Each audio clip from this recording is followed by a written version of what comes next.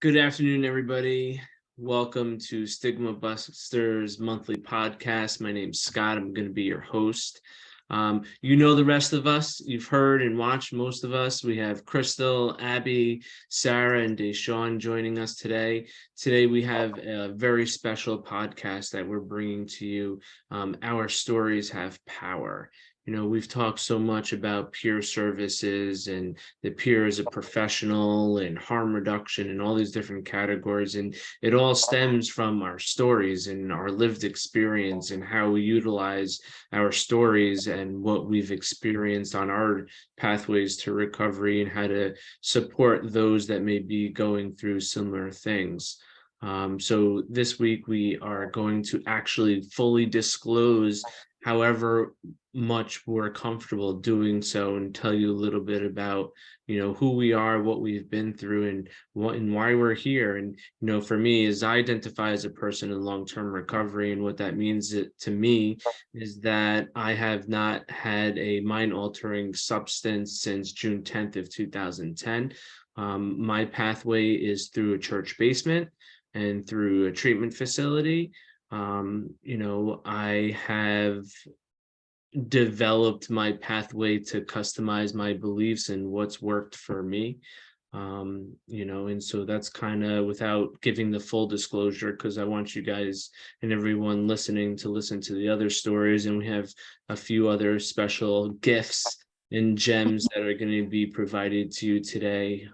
So I'm really, truly grateful and blessed to be in this space with all of you and to share and to listen and maybe even drop a tear or two about hearing the things and the stories that we've been through, and really just being grateful and authentic for the life that we've been given and the breath that we are currently breathing. So I think, Crystal, you're up first. I am. Thank you.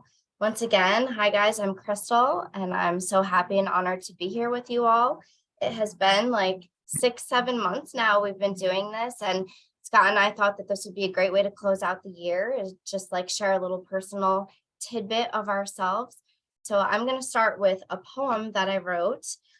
This was pretty early on in my recovery. So this was from 2015. So this is called Once Upon a Time.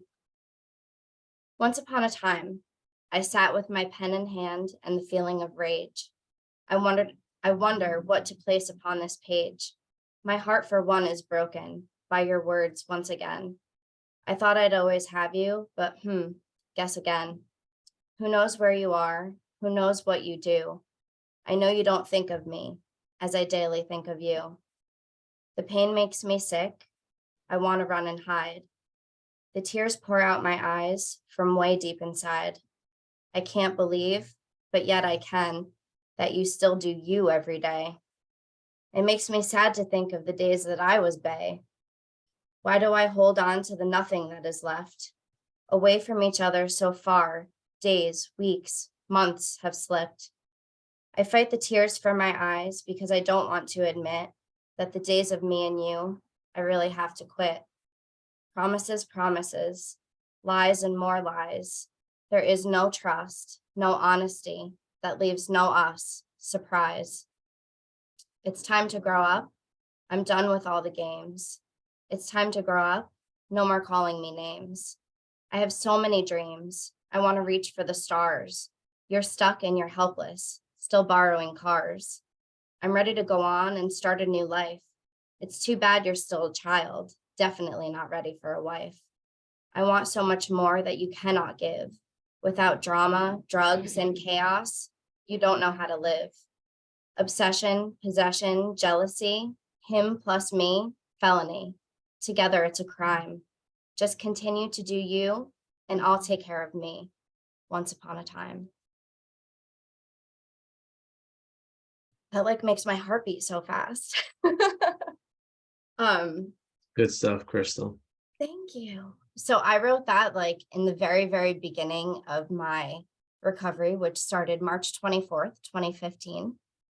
So pretty soon I'll be coming up on 8 years, which is just crazy, crazy, crazy stuff to think about where I was once upon a time, right? So we only have a few minutes, so I'm really just going to share like a little bit of my story, like in a nutshell, right? So I guess to start, from a really young age, I had a lot of responsibility. I was like 7 and 8 years old, taking care of siblings that were half and step siblings, and they weren't, I didn't even live with them full time. So I became a perfectionist and an overachiever and a very competitive kid at a really early age, despite the fact that I was very shy. I didn't really have an issue with drugs until my late 20s. I got married when I was 24 for the first time, and I had my daughter, my oldest. I quickly was going through a divorce within a matter of months after we got married. And while I was going through my divorce, I found out that I was pregnant again. So coming to terms with the fact that I was going to now be a single mom of two, I was trying to deal with all of that. I was about 6 months pregnant, and I went for my routine 6-month ultrasound, and they found some things that were wrong with the baby, but no one was really telling me what was happening. I wasn't really getting answers. They were sending me from specialist to specialist, and they sent me down to Columbia Presbyterian in New York City. And when I was there, they basically told me all of these things and told me that the baby wasn't going to make it. I was 8.5 months pregnant and had to deliver my child, who was no longer living. And at that point, a part of me broke. I didn't know how to live anymore, and I definitely didn't know how to be a mom because I didn't know how to deal with the emotions and the pain that I was going through.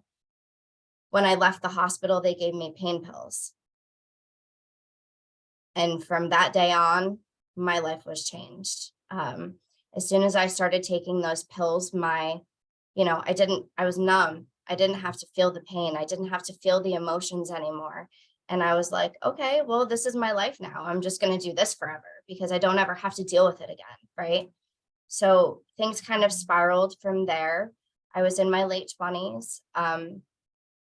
I was at that point started dating my second husband, who I was with for 12 years.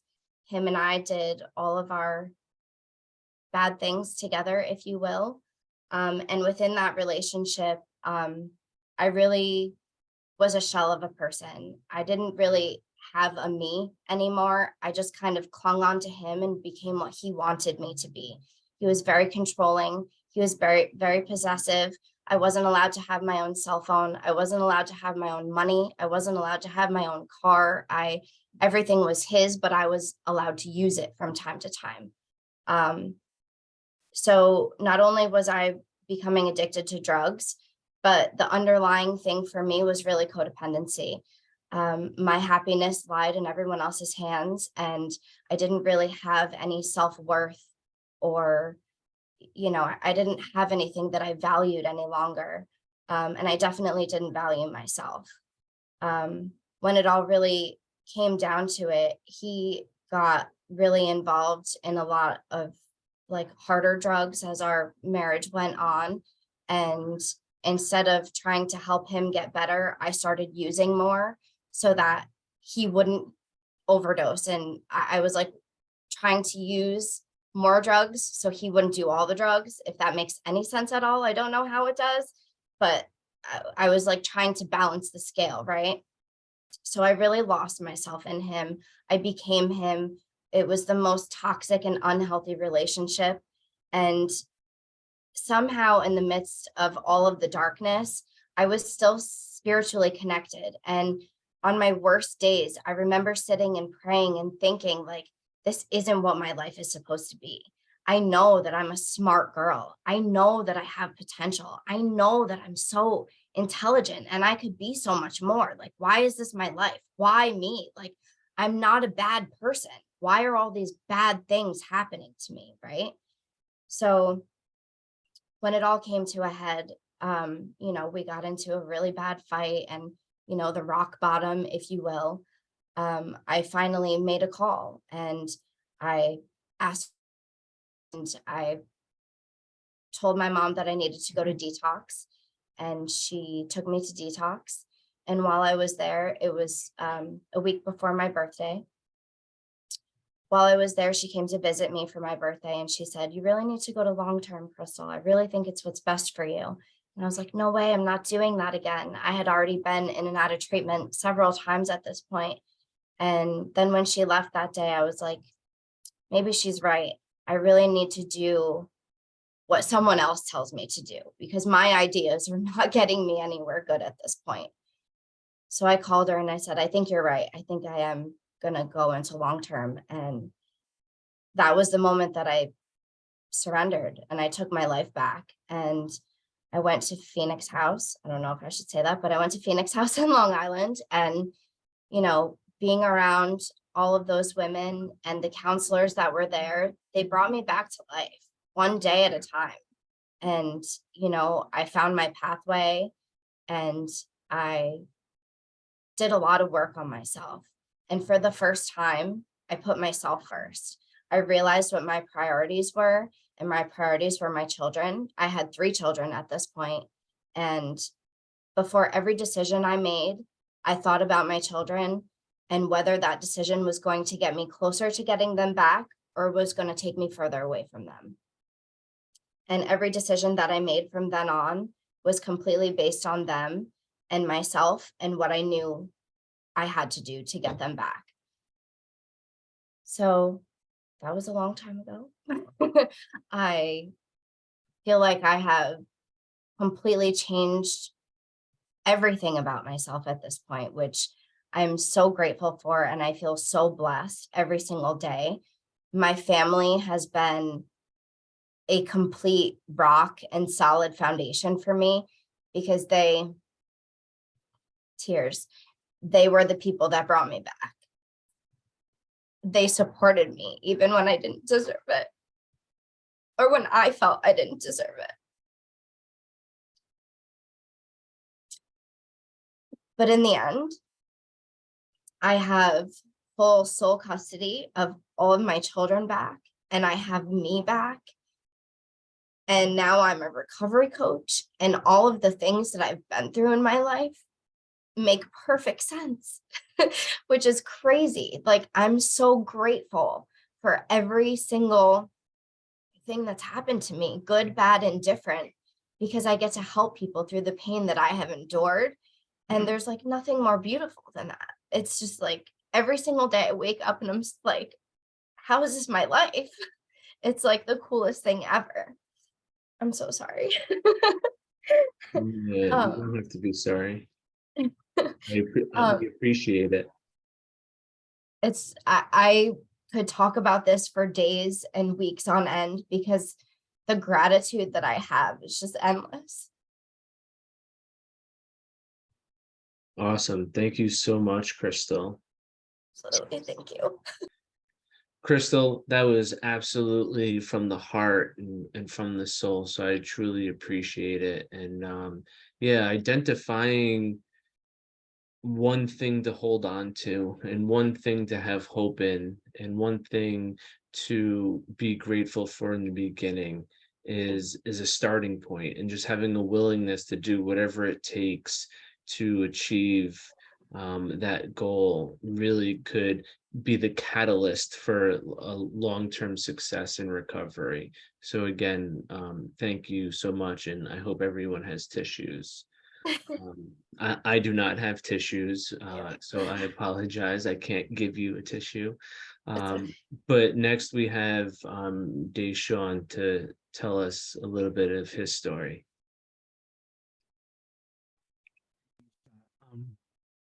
My story is definitely not as powerful as Crystal's, but it's my story and I'm gonna tell it.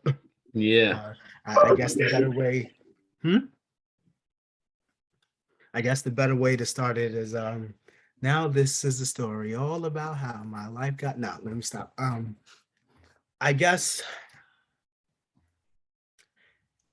I'd have to say it started very young for me. See, I never, although I dabbled in substance use. I've never considered myself addicted to it. Um, I was more of a mental health risk than anything. Again, it started when I was younger. Um, Kind of the black sheep of my family a little bit. Always beaten on, picked on, going through school, being bullied every day, like literally every day. I remember one time a bully took my coat and threw it in the urinal, and then I had to walk home in the snow with no coat. Like it was to that level. All throughout, at least until about high school, I was bullied. So that didn't do much in the ways of like self-love, because that was years and years of people calling me ugly, calling me you know black, like I was blacky, this, that, so I'm listening to all of these things over the years. And so it never really helped, and those words started to stick with me all the time, that I was ugly, that I was too black, that I was um, even had teachers saying I would never amount to anything. So those words stuck with me. Um, Even growing up in the home, having my other siblings like feeling like that make them making me feeling like I wasn't even part of the family. Um, Fast forward to when I was 14. I was working a job after school, and unfortunately, I was at that point in time in my life, I was stabbed 8 times. Um, that didn't do much for my mental health either. Especially when the guy was let off self-defense. Mind you, I was 14, he was 18, and he was let off self-defense. I guess his lawyer was better than mine. But I remember a time where it was just like, it was making me extremely bitter about life. Extremely like this is unfair. This is unfair. This is messed up. Like Crystal said, how does bad things like keep happening to me, and I try not to bother anybody. I try not to bother anybody. I actually try to help people more than I do the opposite, but it's just like it's a recurring thing. Um yes, so I was stabbed 8 times. He got off self-defense, and it was just hard for me, because it was just like, I didn't deserve that. I didn't deserve that. And it was just like it started making me think after a while, like, did I? Did I deserve that? Did I deserve to get hurt? Um, and then moving up a little bit more, then I got hit by a car. And it was just like, okay, another bad thing, you know. And then I got clipped by a bus, another bad thing. And it's just like bad, bad, bad, just like keeps stacking up. And all before the age of 18. Right, when I hit 17, after a school fight I found out I had a tumor in my jaw. They had to remove it, but they couldn't just remove the tumor. They had to remove the whole lower left jaw, um, and then replace it with a bone from my leg. So it was just like, they add that one on top of it too. I missed out on a lot of social things because I couldn't walk, couldn't talk. I couldn't. I could just all I was doing was just sitting there. I really couldn't communicate. Um, even after the tracheotomy healed, I couldn't communicate for a while. It took me a while to get my voice back. So you know that was hard too. Nobody, like me, trying to explain what I want without being able to say it. You know, and yeah, I could have wrote it down, but you know how inside your head you're screaming but nobody can hear you when you're trying to get the words out, but you're just screaming in your head. That's how I felt. And even after I got my voice back, it was just a lot weighed on me. I actually didn't get into substance use until my freshman year of college. It wasn't, like I said, I never considered myself addicted. It was just something to just help. That's how I thought of it. It was just to help because there was so much going on here, and where I come from, talking about the aspect of mental health is basically it's a no. It's a no. It was one of those, what happens in the home stays in the home. Don't go telling everybody our business. Oh, you're depressed, go depress them dishes. Like that was my mom. Like that was my mom. It was just like I couldn't go to her and say, like, I feel like something's wrong. I couldn't say that because I knew exactly what her answer was. No, and I don't blame her because she wasn't educated in the aspect of mental health like we are, like most people are today, because it wasn't as more known and widespread, and there wasn't as much education out there as it was. But still, because of the lack of education, again, I don't blame her, but because of the lack of education, it was hard. It was hard, and I wasn't able to really express myself. So like as time goes on, more is happening, my mental health is getting worse. I didn't even think about going to therapy. It didn't even cross my mind. Honestly, it was just like people would say, well, why don't you go to therapy? What do I need a shrink for? What do I need a therapist for? They don't, what do they know? All they don't do is tell me stuff I already know. That was always my excuse. All they don't do is tell me stuff I already know. Always. But then as I say that, my mental health is declining continuously declining. I don't know. It's just, I was still wondering, like, why can't I get this right? Like I said, still not even considering mental health at this point in time, like not even considering any type of help, even talk therapy. I even went to school. And I told my mother this recently. I even went to school, not for me, I did it for other people. That degree that I have, I don't consider it mine because I didn't go to school for what I wanted.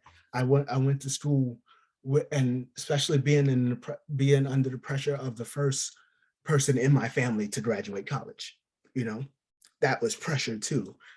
So that degree I have is just, I don't even consider it an accomplishment because it wasn't for me. It was for other people. I was just like, it was me trying to please other people. And yes, I am a people pleaser. And I hate that. I hate that about myself. But I am a people pleaser. And, since then I haven't even, I thought about it, but then I think to myself, I'm not even ready to go back. I'm not even ready to go back at all. So, when I moved upstate in 2010, that was my freshman year of college. I left the dorms back in 2012. Me and my ex-girlfriend were together. You know, she told me she was expecting a baby. We were expecting. And, I was excited. I was ecstatic. I was, yay, let's do this. And then come the summertime, she went down south to a wedding to visit family and to a wedding. And I went down to Brooklyn to visit my family. When came time for us to go back upstate, she disappeared kind of. And it was like, where are you? When I finally got in touch with her again, she told me she had aborted the baby. And when I asked her why, you know, she gave the excuse that, you know, I was too young, I was I was too young, I wasn't ready. But little did I know at the time, and don't judge me on this, little did I know at the time she was married. And little did I know at the time that she was heavy into substance use. She hid it very well. She hid it very well. And back then I did not understand. Back then I didn't understand like why would she do that? Like, you told me this, you got me excited, and then just to snatch it away from me like that, you know. And from there, that's how I got into working in the substance abuse field. You know, I started off working at Samaritan Village as a security guard, and then worked my way up to being a recovery coach there. Um, years later, yeah, fast forward, and now I'm here at Independent Living. You know, still dealing with my right. So like, which is, by the way, one of the best jobs. I love the job. I love the work that we do. I do love the work we do. You know, it, it was, I didn't think I would even get in this field until I saw how much the need for, I guess for lack of a better word, love is needed in this field. Like, how much like empathy, how much, you know, stuff like that was needed in this field. And it was just like, wow, like, and especially in a place like Samaritan Village where they do like the whole one size fits all approach. I was like, how are people supposed to heal from that?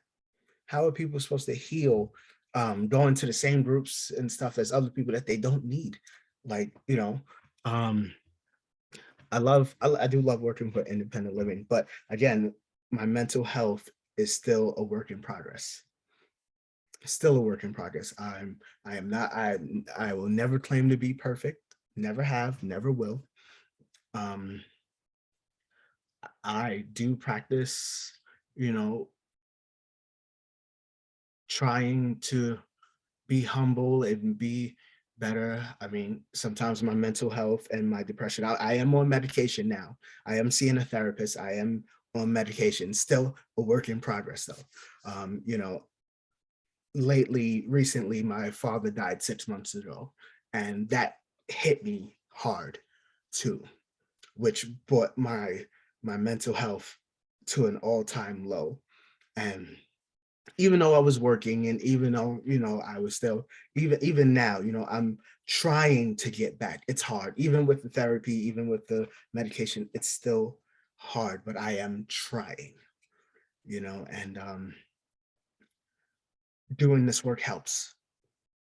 Doing this work does help me, because the fact that I know that I can help others with whatever turmoil they're going through, to try to be better, you know, for themselves, not even for the program, not even for their family, but be better for themselves. You know, whatever they feel like they want to do to heal, I'm so happy to help them with that, because just like I'm working on me, they're working on themselves. And yeah, that's it. Awesome. Thank you so much, DeSean. And man, I've known you for quite some time and I've never heard your story. You know, it's crazy how you can sit by side with one another for a long time and not realize that you've been through the exact same thing. You know, you were stabbed 8 times, I was stabbed 3 times, right? Like, I know that we've shared that, but yeah, it's so crazy how you kept saying we're a work in progress. 100%. Every day is a new opportunity to take a step forward. You know, and some days you may take a step forward and 2 steps back, and then the next day you take 3 steps forward, or a half a step, or a big toe forward. You know, Full totally. disclosure, Yeah, that is the first time I've shared my full story ever. good. Very proud of you, my friend. Congratulations. And so now I think we have another gift, right? Yes, a little gift from me. Okay. What do you got for us, Crystal? This is another poem I wrote. Mhm, It's called My Own Best Friend. mhm. In my dreams, I see myself and my passions. In my life, I have setbacks because of my actions. There are so many things that I would love to be, but first and foremost, I have to simply love me. The strength and the courage are somewhere inside. I'm on my journey now. I'm searching to find through the grass and through the trees, to the rivers and to the sea. I work and I fight to find what is right. My life and my love inside little old me. I think I'm starting to see this is where I need to be. I'm feeling stronger and stronger each and every day. I have to step aside and get out of my own way. In the way of my greatness, I stand and I block. When this is all over, I think I'll be in shock. The things I'll accomplish, all the things that I've dreamed, are not as far away or as far away as they seemed. I'm starting to believe in myself once again, and maybe one day soon, I can say I'm my own best friend. Yay. So someone told me a long time ago, allow us to love you until you can learn to love yourself. And held that to heart for so long, because DeSean and Crystal share their story, and Abby and Sarah will go next. And I think we all share similar stories, is that love was the missing component, right? Genuine sacrifice for us from the people around us was missing. And when trauma happened, we didn't have the love and the hope to conquer that trauma. So we held on to that trauma, and it impacted our lives, and of course in multitude of different ways as individuals. But love for ourselves is so crucial. And so for those listeners and watchers out there, get connected with a peer. Allow a peer to show you how to love yourself, and how important it is to love yourself, and that you are so worthy of all the love in the world. You were created out of love for love, and you deserve love. And I think we have another present from Sarah, right? Sarah, you have a present for us? It's the holiday season, so I'm all about presents. It's the gift of giving. What do you got, Yeah, Sarah? I have a poem. Yeah. And then I'm sharing after, right? We're doing it. Okay. This is my first time, so I'm pretty nervous, but this is okay. Okay. My grief is strong, so I put it out of my mind. I hate to do it, but I do not know where else to put it. I know I cannot call it or give it a hug. My grief doesn't call me baby, take me out to lunch, or cherish me. And though I cast it away, I am the one who is hooked. Maybe it is the fishing line I should focus on, but presently I cannot see it. So yeah, I would say that my story definitely starts in childhood. There was a lot of loss. Several members of my family died consecutively, and they were drawn out processes. And so my mother, my dad was working, and my mom was having to take care of a lot of people that were dying and going through all of that on her own. And I think that had me kind of grow up pretty quickly. I have a brother who's 5 years younger than me. So I was often the one kind of taking care of my brother and all of the cousins and things like that. So I had trouble fitting in with kids pretty much, as long as I could remember. I felt different. People would always say, that I was like an old soul. But I became Crystal. There sounds like there's some similarities, but I just kind of tried to become like a perfectionist. And one of the things that I love to do is dancing. And I danced for about 10 years. And being on the stage was like, it was funny because I was a quiet child, but I loved to be on the stage. It was like this space where I could like fully be myself and just be in the moment in a way that my mind was so racked with anxiety. And I had such a fear of death at a very young age that kind of was always running in so many directions. But with dance, you have to be in tune to the music, to the split second, this like little moment of time. And looking back, like I realized why that was so appealing to me, because I was always, so caught up in the broader scheme of things. And right around my 16th birthday, I had endured quite a few injuries, but I kept pushing through until finally one injury kind of worked its way up its leg to my knee, and I couldn't dance anymore. I also was, like an honor student. And so by the time I hit my senior year, I basically had, taken all the classes that I needed to graduate. I had, like some study rooms and things like that. And I don't remember how even really I got introduced to this crowd.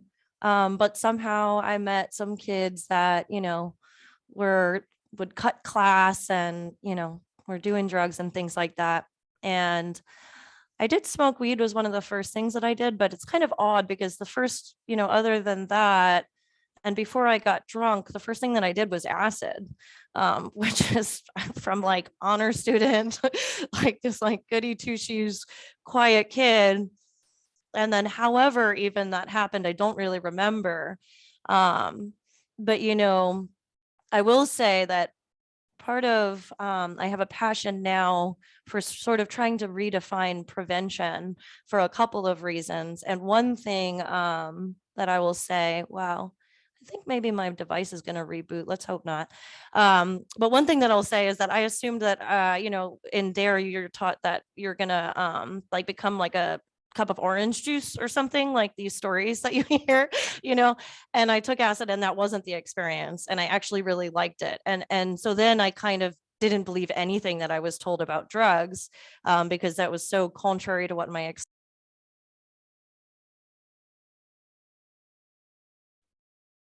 Oh, we lost her. Her And computer she rebooted. got rebooted. Oh, Man. we're gonna pick up on that acid story becoming Oh man, use.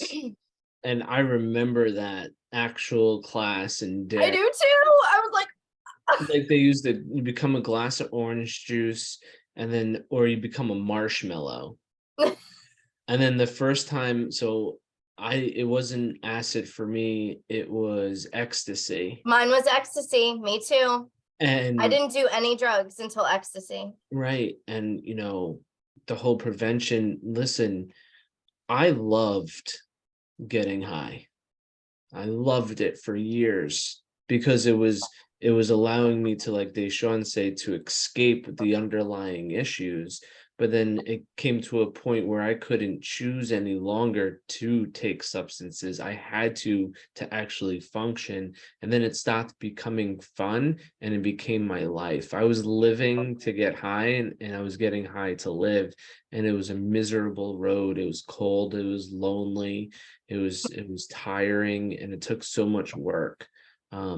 So we'll jump back into Sarah's story about becoming a glass of orange juice.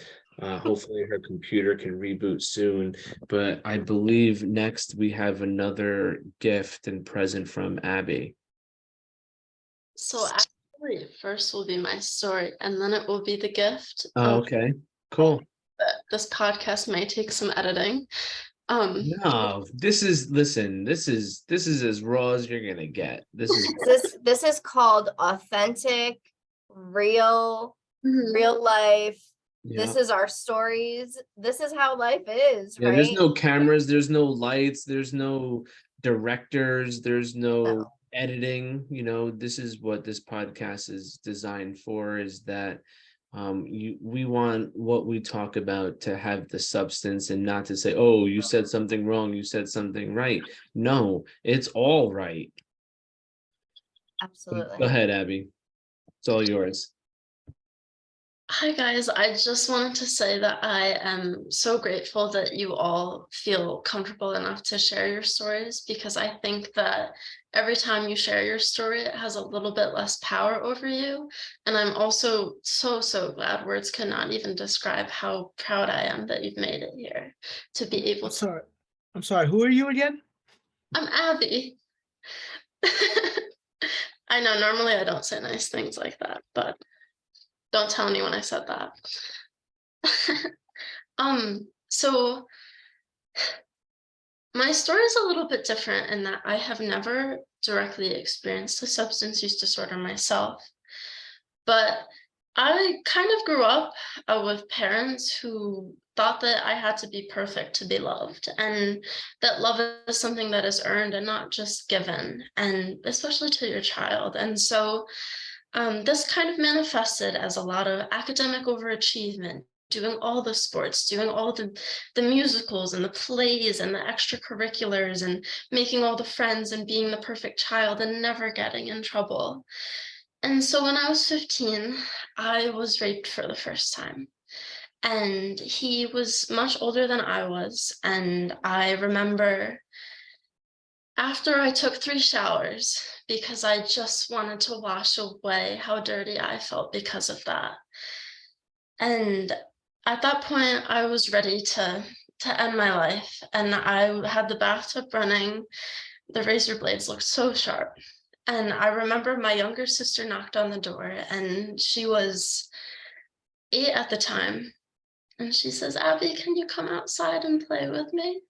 And it was in that moment that I saw like a little firefly in the darkness, because I had witnessed something that no one should experience. And there was my little sister who saw the world in me still. And so my younger sister's name is Alex, and I always think of her like a little firefly to me, because I don't know if I would have made it through that moment without her. And so in that moment, I threw the razor blades away, and I got up and I went outside and I played outside with her on the trampoline. And I was 15 and Alex is 16 now, and I look at Alex and I'm like, wow, you were just a baby. And I was just a baby, and I deserved so much patience and grace and kindness from the universe that I did not get for a very long time. And so I was 16 when I met a boy, and everyone told me to stay away from him, that he was bad news. And it was at this point I was very numb, and I was taking some antidepressants that I really didn't feel anything. And I think that that's the way that I survived this time in my life. But he had a substance use disorder. I think a few of them actually. And there were several times where he was so drunk and high that he didn't care that I was saying no. And this was the first time that anyone physically laid their hands on me. We were at the dinner table and with his parents, and his mom was a very meek woman, and his dad was I'm sure I'm painting a picture already. And the boy that I was seeing, he made a comment that I didn't like, and I said, please don't say that to your parents. And he gets up and he punches me. And I still, if you think of who I am, like the little 16-year-old in 9th grade, overachieving, good grades, like I think throughout my whole life, it's been hard for anyone to believe that I've gone through a lot, because from the outside, I kind of use productivity as a way to cope, because that's how I thought I had to be loved as a kid. And this continued for a little while. And by the time I wanted to end things with this boy, I was so scared of him that I couldn't bear to be around him. And the last time that I ever saw him, I wanted to end my life, and I was going to try to kill myself in his house, because I didn't think that there was any other way that I was going to get out of there. And that day he was using heroin, and he kind of pinned me into a corner. He was like trying to get me to use with him, and he was like, Abby, you'll love it. You're like, please just do this. And I was like begging for him to stop, just absolutely terrified out of my mind. And so I tried to in my life. And I had made a friend by this point. His name was Mike, and I'm okay with name dropping that one. And my friend Mike, I had texted him, I said, Mike, I'm sorry, I'm not gonna make it. And Mike literally kicks down the boy's door, and a few minutes later he's like, Abby, I'm not gonna lose you. I'm not gonna let anything bad happen to you. Stay with me, kid. Like, I've got you. And so Mike is like a little firefly to me too. And Mike was like the constant that I always had in my life. We were best friends, and he's a little bit older than me, but he introduced me to all of his friends, and um, I wouldn't be here today if it wasn't for him. He was like the parent, brother, uncle, cousin, everyone that I never got to have. And I was 17 and I was working at a resort, and I was working the morning shift, the afternoon shift, and the night shift. So I was working 3 jobs, and I was still really numb during this time. And my older sister, my older stepsister, she was like, oh, come smoke weed. And I was like, okay. And so I was really young at the time. And I eventually come to find out that the weed was laced with PCP. It was a really painful process of finding that out, though. I ended up having a seizure. I was vomiting, my lips turned blue. And when the cops came to my house, they were laughing at me because I was also really, really high. So I was laughing. But I think that it was the worst pain I ever felt in my life, and I don't think that they took it very seriously. And eventually arrests were made and all of that. But so it was that summer that I was working at the resort, and I was working in a kitchen full of sex offenders and people who with records, and I don't know why they thought to put a 16-year-old girl in a kitchen like that. Um, It was really scary, and there were times where the bartenders would like, they'd be like, "What do you like to drink?" And I'm like, "I'm 16, leave me alone." And they would like, they harassed me. And there was a guy that I worked with. He was 22, and I think that part of me had this good nature because I never really felt loved by my parents.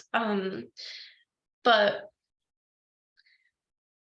one time I go over to his house, and he's like, oh, I need you to be here and support me emotionally, all of that. And we're there and we're cuddling, and one thing leads to another. And I'm like, look, I've seen this before and I don't want to experience this.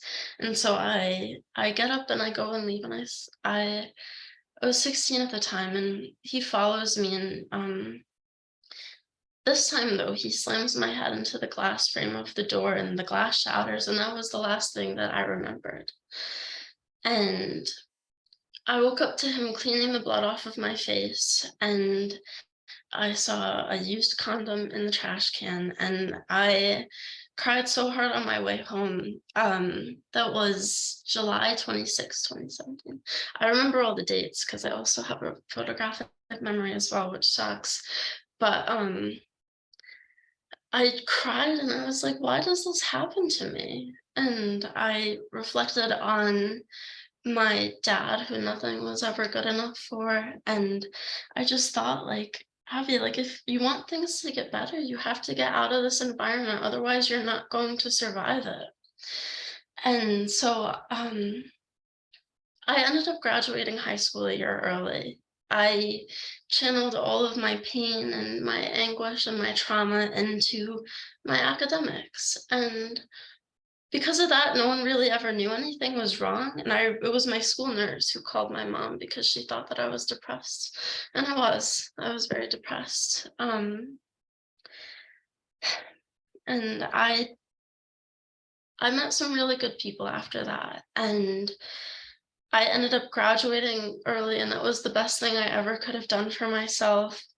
I ended up going to college and getting my bachelor's degree in neuroscience, where I studied how trauma changes the brain and how the neurobiology of mental illness can be used as a means of determining clinical outcomes. And I think that everything that I've been through, it has aroused this passion for not helping those in need, but rather dismantling the systems that make them in need in the first place. And I've learned a lot. I learned that rock bottom has a basement. I've learned that when you think that there's just the basement, it goes even lower. And when you're going through hell, I've learned that you have to remember that it's a bad day and not a bad life, that there's more to this. And, you know, you may think that the world will keep spinning on its axis without you. I think of myself like this is me talking to myself, but you have to remember that nothing would be the same if you did not exist. Think of all the sunrises you'll miss. And when you're sitting in front of everything deadly you own and you're revising your goodbyes, there will be too much darkness to see anything else. But maybe it's not about seeing anything else. It's about turning off the lights. It's about finding the bed sheets instead of a noose. It's about giving yourself just one more day. Even if it takes 10,000 more of those one more mornings before you get to I can't wait for tomorrow. This is about staying alive because it's pumpkin season. And this is about staying alive because you never learned how to make that recipe you always wanted to try. It's about staying alive because it's about staying alive for the future because the future is coming and it's ready for you. You don't need to see it. You just have to believe that you can make it until then. Yes. Yes. I And wish I could give you a hug right now. I'm shaking. Amazing. Abby, that was heartfelt. That was sincere. That was Brave. brave, very brave. And you know, like I told DeSean, is that, you know, I haven't told many people, and I've told people in a public setting because it's my story, and I was told years ago the greatest attribute that we have to serve others is our story. And I was molested when I was 13 years old by someone that was left in charge of supervising me. And so, you know, that sent me down a road of thinking that that was okay. And, you know,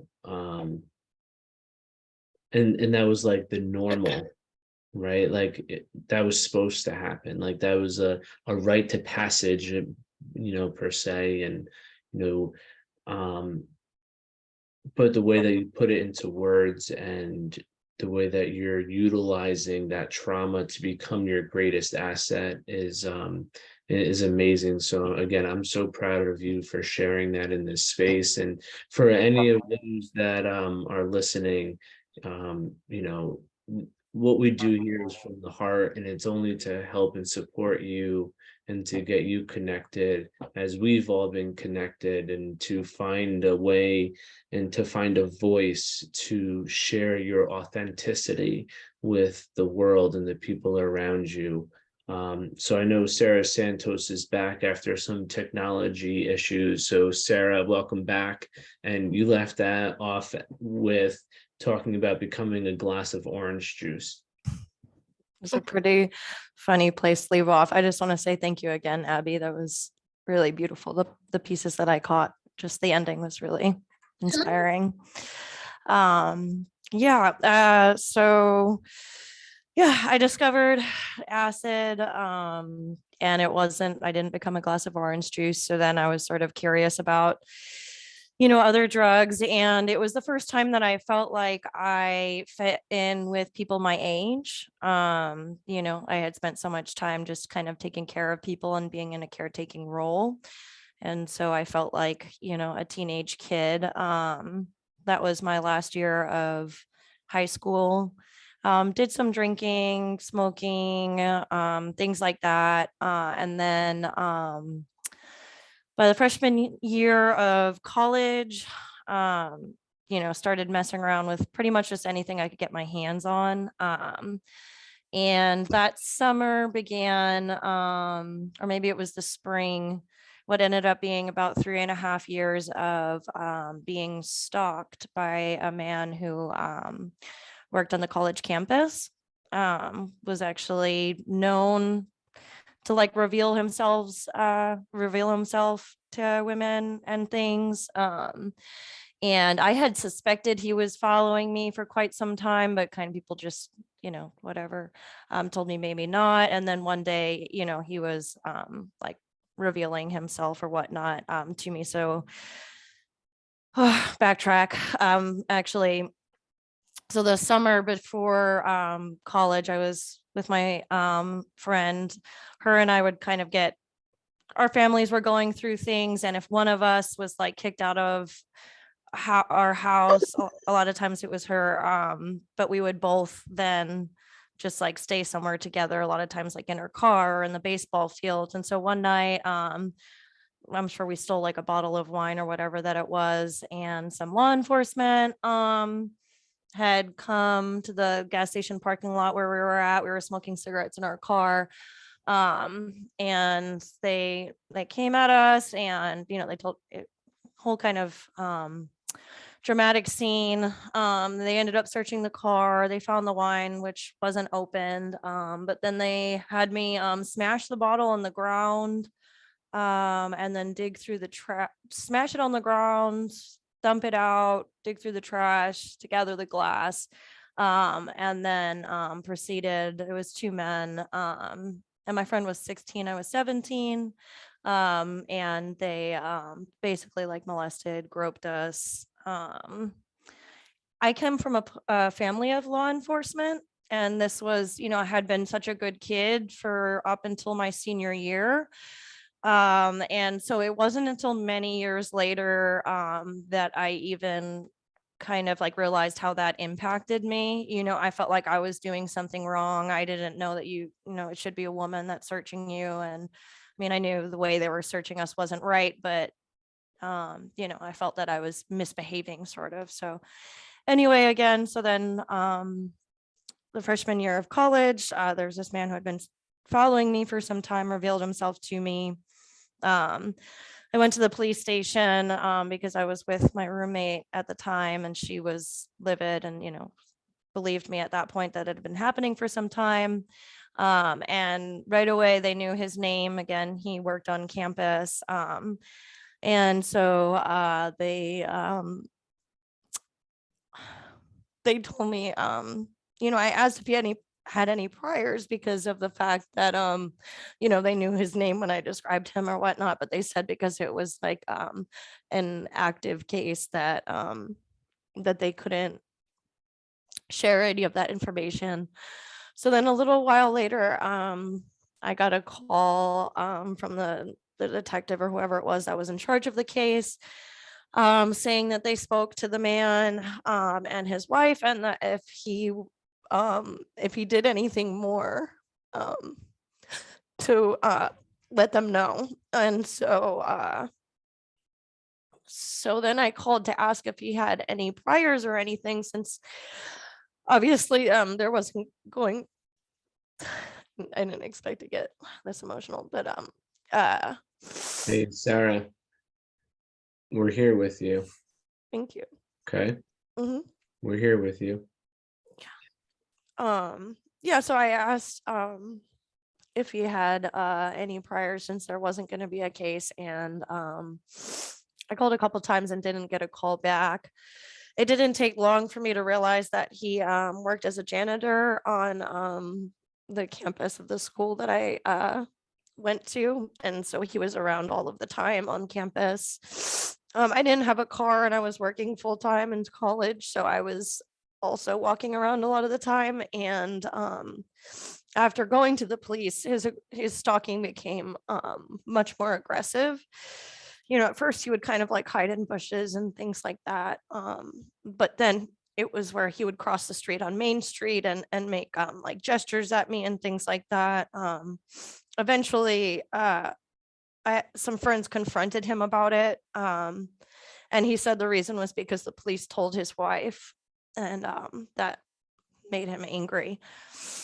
So that was a point in which kind of my experimental phase with substances really became a pretty serious coping mechanism, a lot of really heavy drinking. And honestly, it was less about a particular substance and just more about, just being numbed out. And summer of my junior year, I was at the bar toward the end of the night, talking with a friend of mine, and I had realized that my other friends left the bar. And everybody pretty much knew at this point about this man following me. This was like, again, 2 years into it, and it continued until the very end. But everybody knew. And so this friend of mine offered to walk me home because my friends were gone and this man was stalking me. And that person raped me on the walk home. I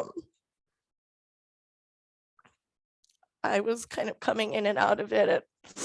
I blamed myself a lot because he was making advances and I knew he had a girlfriend. And, so I told him, like, I know in my mind now and through therapy that this wasn't right, but something that stuck with me was that I felt that because I didn't say no, I didn't want it, but because I was saying no, that he had a girlfriend, that I felt like it was kind of my fault. And I was pretty No. Sorry. I know. No. I know. It took time. And I had known him since freshman year.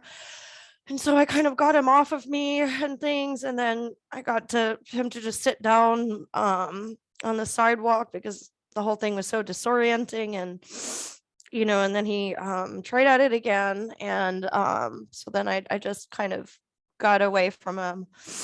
But by the time I had made it to my apartment, I realized that through the whole scuffle of everything, I had lost my keys and my cell phone. So I couldn't get into my apartment.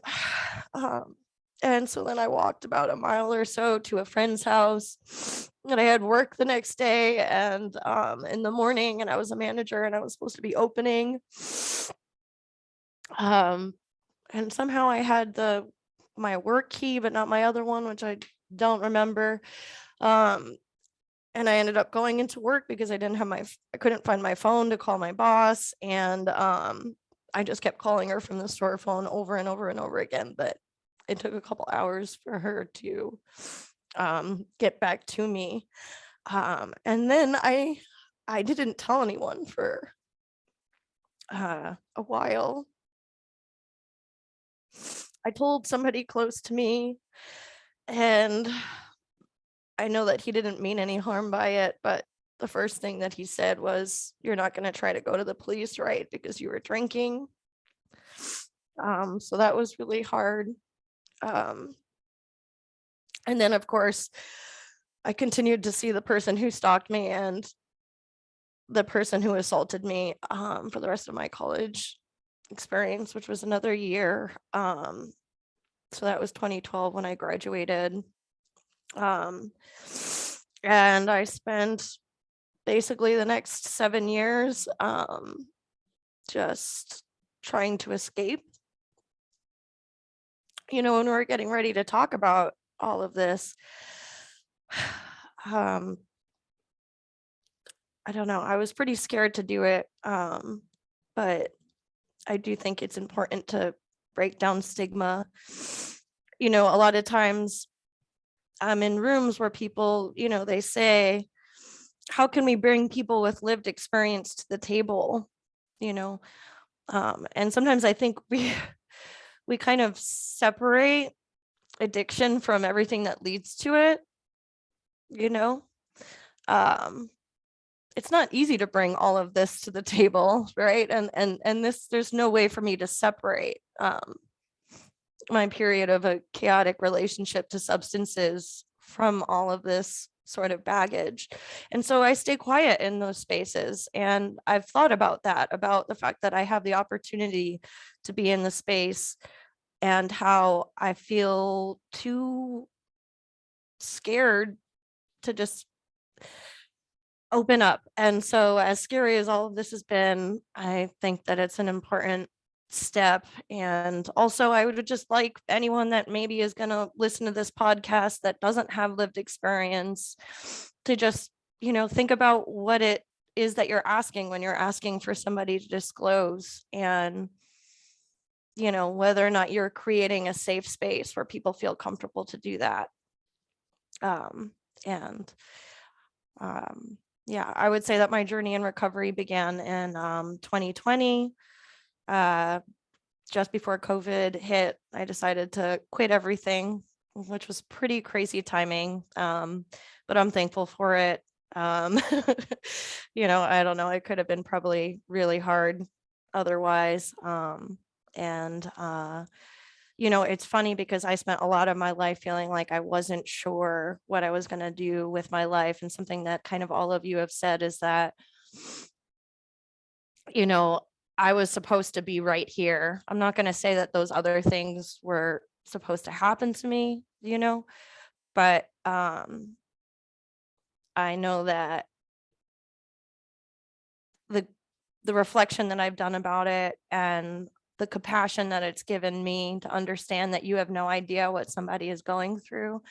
Like DeSean said, we need a lot of love and empathy, and that is my purpose. And I'm grateful to have the opportunity to hopefully be a safe person to other people. Thank you so much.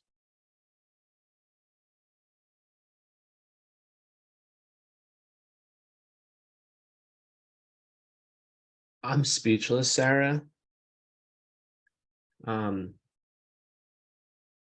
The only thing I keep thinking about is that you and I have worked so closely on so many different projects for going on 2 years. Like it's you think someone's strong until you hear their story, and then you realize how unbreakable they are. Right. So I just wonder, and a little bit about my story is that,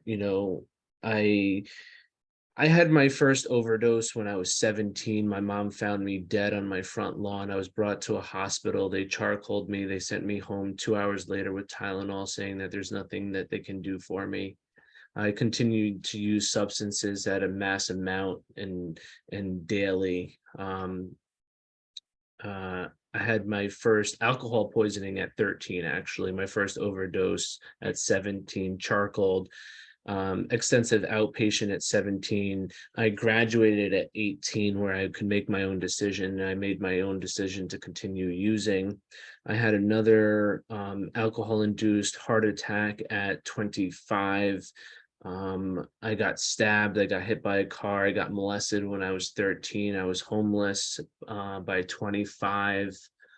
And through all of those things, I had to admit that I was powerless over everything. I no longer had power to make decisions that were beneficial for my own life. And so when I surrendered to a 12-step program, I found God.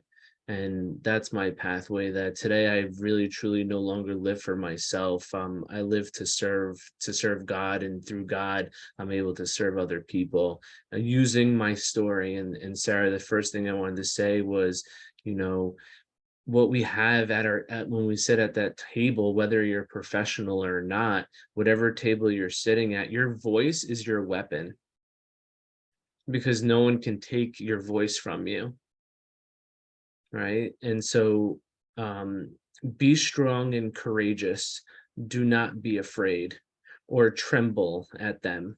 For the Lord your God is the one who goes with you. He will not fail you or forsake you. Right. And for years I said, why did I have to go through all these things? Why did I have to get stabbed? Why did I? And today, every day I wake up, I realize I had to go through all of those things so I can be who God wants me to be, to help other people not have to go through those things. And people, I understand, will still continue going through them, but it doesn't have to go to the extent that some of us have gone through.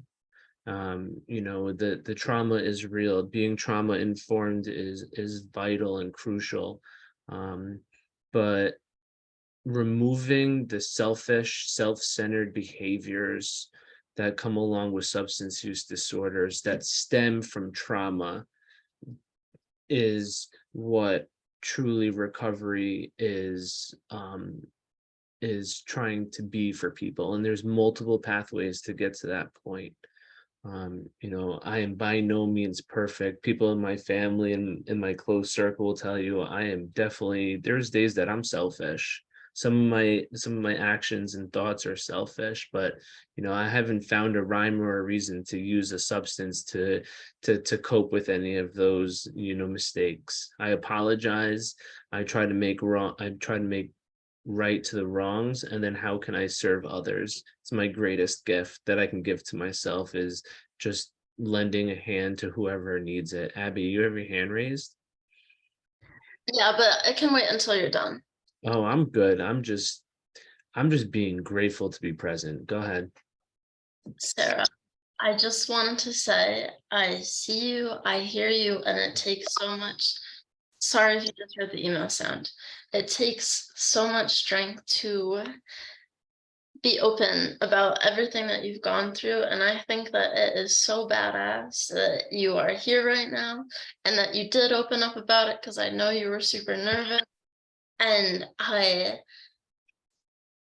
am so, like, this isn't like SOAR 2 team leader Abby. This is like Abby. I am so fucking proud of you. Yeah, come on now. That's right.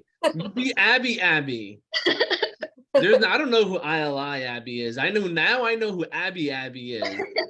Because you know what? I'm not gonna curse, because I really don't curse, because it's just I can't go but I'm freaking proud of all of you too. I'm freaking Thank you guys. and I'm proud of all the listeners. Whether you're trying to find a space to share your story, come find us, share your story with us. Absolutely. Thank you guys so much. It takes so much courage to say all the things that you said today and to bring the darkness into light, right? When you bring the darkness into light, it doesn't hold that power over you anymore. And just like Abby said in the beginning, the more we talk about it, the less it has hold on us, right? And, like Scott said before, also, we've all been working together. We all do these things together, and we're out there trying to save the world, right? But we never knew these things about one another. Like Sarah, I'm a dancer too. I started taking dance when I was 3. I did my first solo when I was 5, alone on the stage. You know why? Because it got me away from all the other crazy things that were going on in my life. It was my only peace, but like the common grounds and the commonalities that we have, we wouldn't know unless we did things like this. That's and right. Our stories do have power, so much power. That's right. I just want to I love you guys. I know. I love you guys too. I really want to give you a hug so badly right now. I want to Same. give everyone, because this has come up with all of our stories a few, in a few different points in a story, is that, why did we have to go through it? And why do people continue to have to go through it? A friend loves at all times. A brother and sister is born for adversity. Life is not easy. Life is not going to get easy. Storms are going to come. But one thing that my pastor told me about a year ago, maybe 2 years ago now, when I got sick, is you're in a storm, but that storm will run out of rain. And when it runs out of rain, you will be standing on a mountaintop overseeing that storm, telling other people, hey, that storm was huge. That storm kicked my butt. That storm caused trauma, but it ran out of rain and I'm left here dry, safe and protected. So, to end this podcast, I don't just love myself today. I love all of you ferociously on purpose. Crystal.